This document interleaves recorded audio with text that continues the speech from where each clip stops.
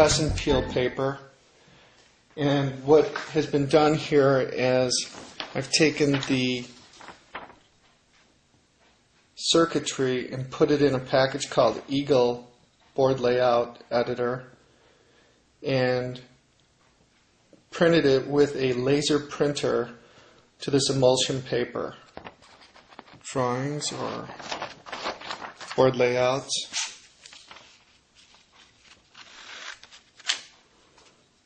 Okay, so here's one.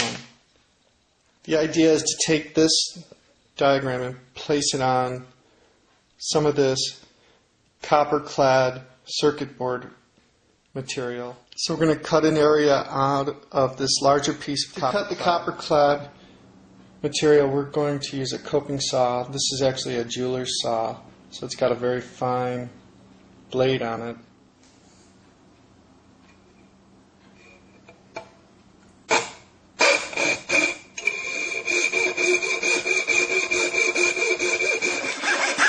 Making some progress.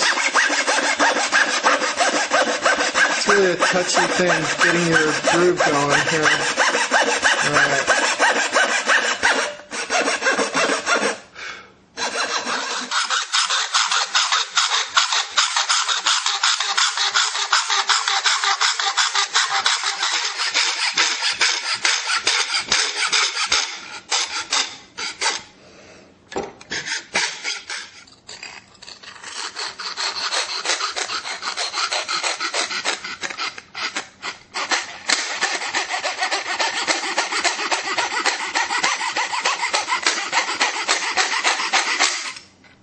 There we have it. So here's our emulsion paper, the press and peel, and here's our copper-clad PCB material. So we want to somehow get this onto here. So let's get this surface cleaned up before we begin.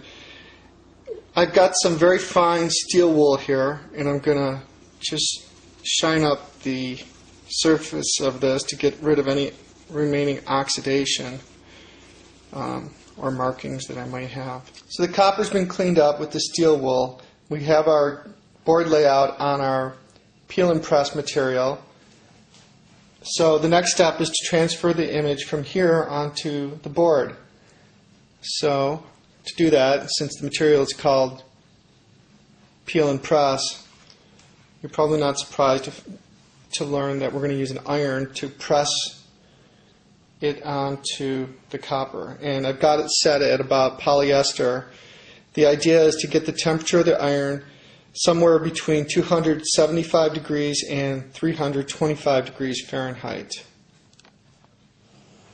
So I'm going to put a piece of paper over the top of the board and the copper clad, and then I'm going to press down on it with the iron. The paper gives it a little bit less friction.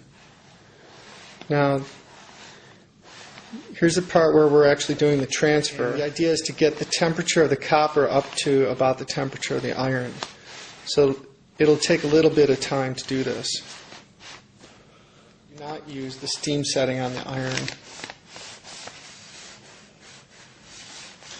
Let's check this. I think we're just about there. Next step is called quenching. We're going to put the material under cold water.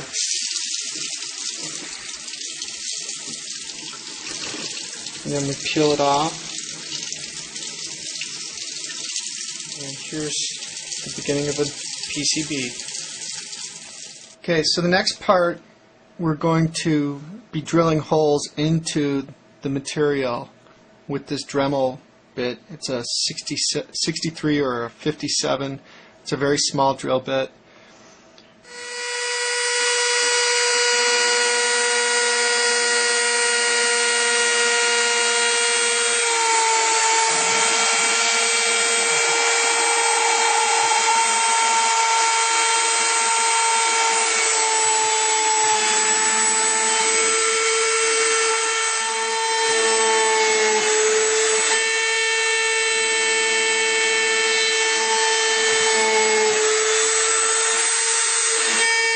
Difficult for the drill bit to find the area that you want to drill.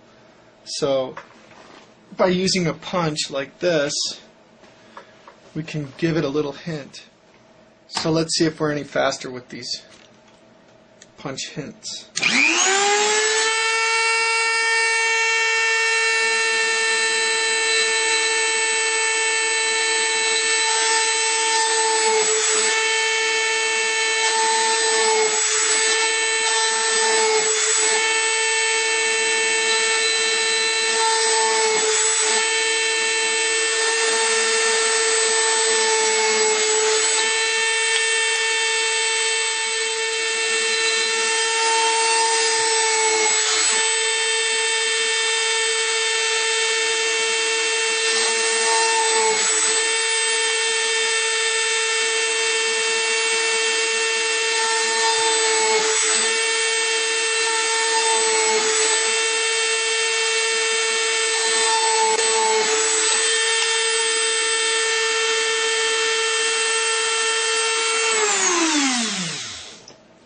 I think that's all of them. So the next part is the etching part. This is where we're going to place our copper into a solution of ferric chloride, which is a very corrosive substance.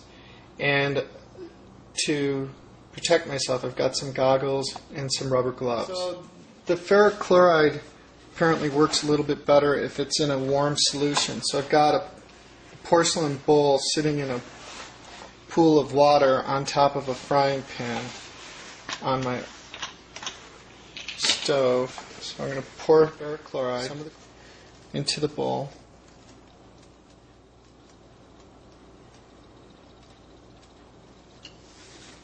So now let's place the PCB into the ferric chloride for etching. So we'll leave that in there. We'll agitate it a little bit by rocking it. Let's see how it's going. Okay, it looks pretty decently done. So let's rinse it off. Let's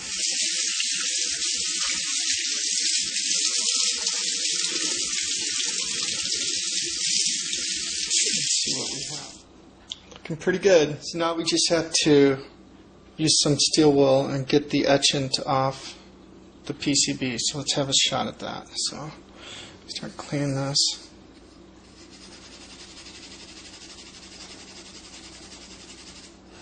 You can see it exposes the copper, which is our circuitry. So we have our printed circuit board, and we have some of our components here. And let's see how much easier it will be to install these instead of what we had when we were using this prototype board. So we can look, we just turn it over so the circuitry will be on the bottom and the components will be on the top. So that goes in there nicely. Put this relay in there, also nice. And how about these 6 pins connectors? Very nice. So you can see, like, it's very easy to get them in there now. And all we need to do is solder these connections on the back of the board, and then we can test it out. Okay, we have all of our components, or at least a lot of them, on our custom PCB printed circuit board. All we need to do is solder some of these onto the back of our custom printed circuit board. Some of these diodes have very long contacts. We're going to trim them a bit. There's a lot more heat to heat up those long stems. Good.